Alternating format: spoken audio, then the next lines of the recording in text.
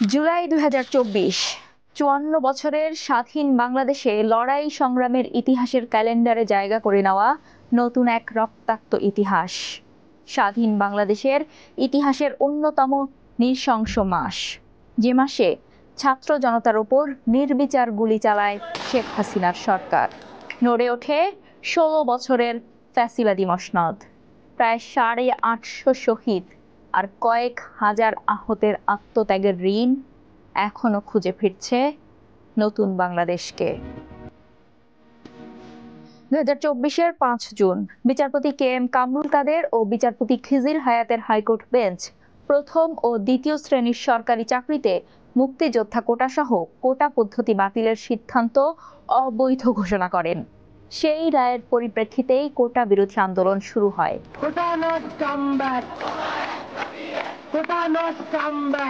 তখন ছাত্র সমাজের দাবিটা ছিল ভীষণ সাধারণ: ৫৫ কোটার গ্রাস থেকে বেরিয়ে মেধার ভিত্তিতে চাকরি পাওয়া।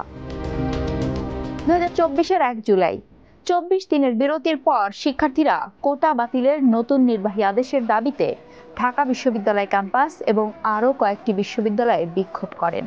এরপর আন্দোলনকারীরা দাবি পূরণের জন্য ৪ জুলাই সময়সীমা নির্ধারণ করে দেন। ৫ জুলাই সারা দেশের বিভিন্ন বিশ্ববিদ্যালয় থেকে প্রচারণা জোরদার করার জন্য বৈষম্য বিরোধী ছাত্র আন্দোলনের ব্যানারে শিক্ষার্থীরা অবস্থান কর্মসূচি, বিক্ষোভ, সমাবেশ এবং সড়ক অবরোধ কর্মসূচি পালন করেন এবং ৭ জুলাই থেকে ক্লাস পরীক্ষা বর্জনের আহ্বান জানিয়ে দিনের কর্মসূচি শেষ করেন। এর পাশাপাশি তারা ৬ জুলাই বাংলা ব্লকেট কর্মসূচি ঘোষণা করেন। কোনোভাবেই কোটা ৫%-এর উপরে হতে পারে না। আমি সংস্কার চাচ্ছি, আমি বাতিল চাচ্ছি না, কারণ কিছু কিছু ক্ষেত্রে কোটা রাখা অবশ্যই আবশ্যক হবে। কর্মসূচি প্রতিনিয়ত জোরালো হতে থাকবে। ৭ জুলাই বাংলা ব্লকেটে শিক্ষার্থীরা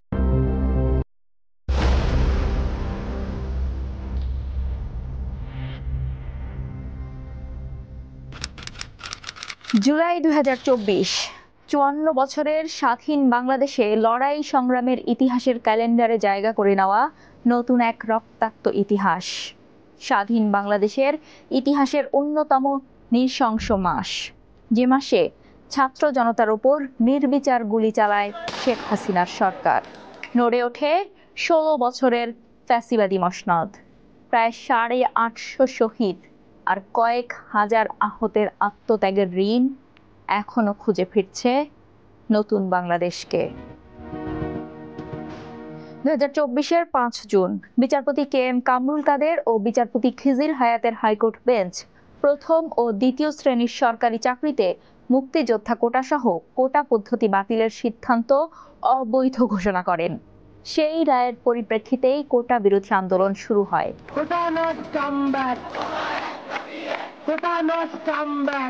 তখন ছাত্র সমাজের দাবিটা ছিল ভীষণ সাধারণ: ৫৫ কোটার গ্রাস থেকে বেরিয়ে মেধার ভিত্তিতে চাকরি পাওয়া।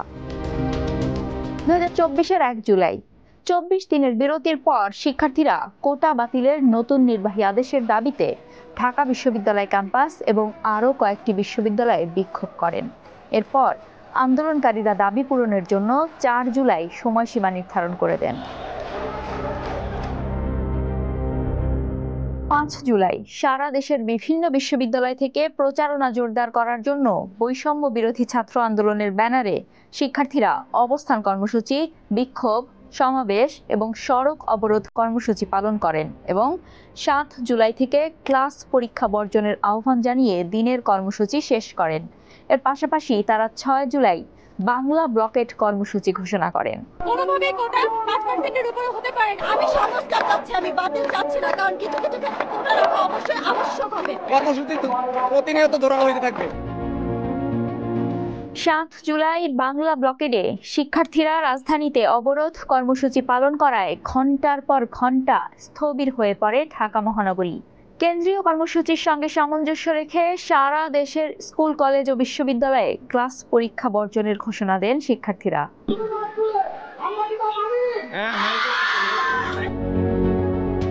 ১০ জুলাই আপিল বিভাগ ৪ সপ্তাহের জন্য কোটার ওপর স্থিতাবস্থা জারি করেন। তখন সব গ্রেডে সরকারি নিয়োগে কোটা পদ্ধতি সংস্কারের দাবি জানান শিক্ষার্থীরা। আর 11 জুলাই আওয়ামী লীগের সাধারণ সম্পাদক ওবায়দুল কাদের বলেন, কোটা আন্দোলনকারীরা দেশের সর্বোচ্চ আদালতের বিরুদ্ধে তাদের পেশি শক্তি ব্যবহার করছে, যা অযৌক্তিক ও বেআইনি। অন্যদিকে তৎকালীন স্বরাষ্ট্রমন্ত্রী আসাদুজ্জামান খান কামাল বলেন, আন্দোলনকারীরা সীমা অতিক্রম করছে।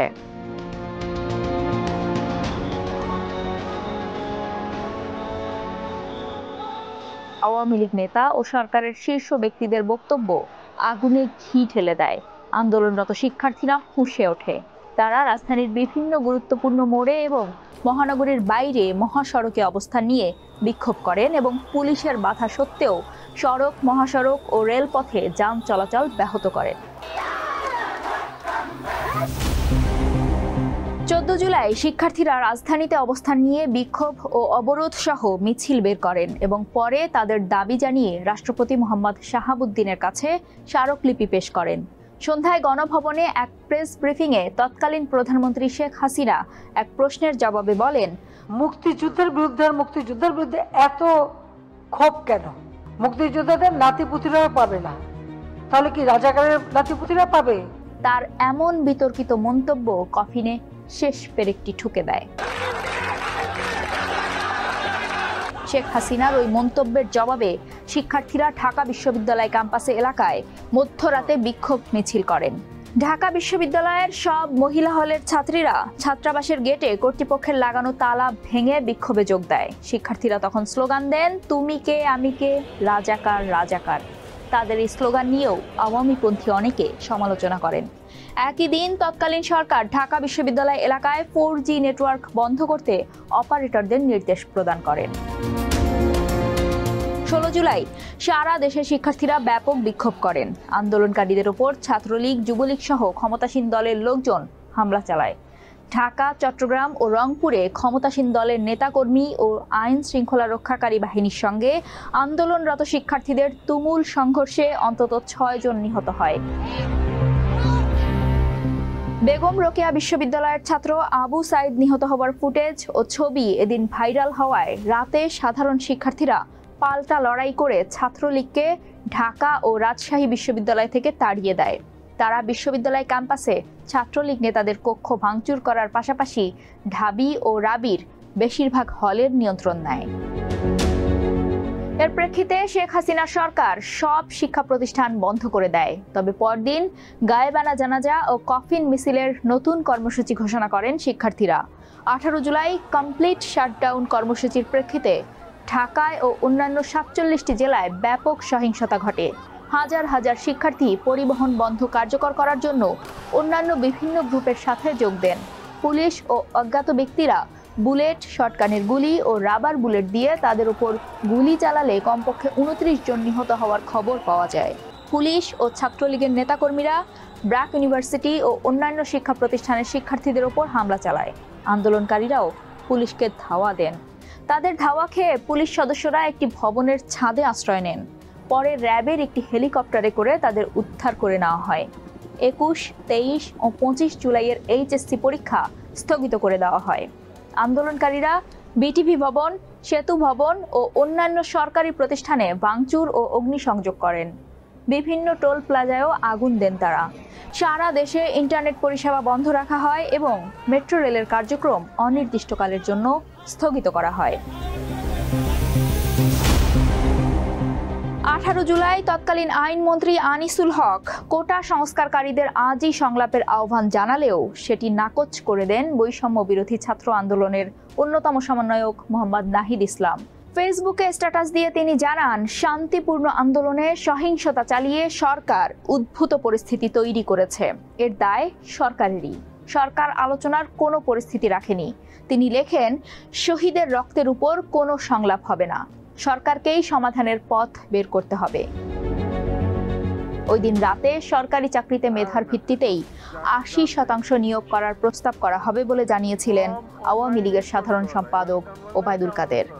তখন জরুরি এক সংবাদ সম্মেলনে ওবায়দুল কাদের বলেছিলেন, আওয়ামী লীগের পক্ষ থেকে সরকারের কাছে সরকারি চাকরিতে মেধার ভিত্তিতে 80% নিয়োগের সুপারিশ করা হবে, বাকি 20% কোটায় রাখা হবে।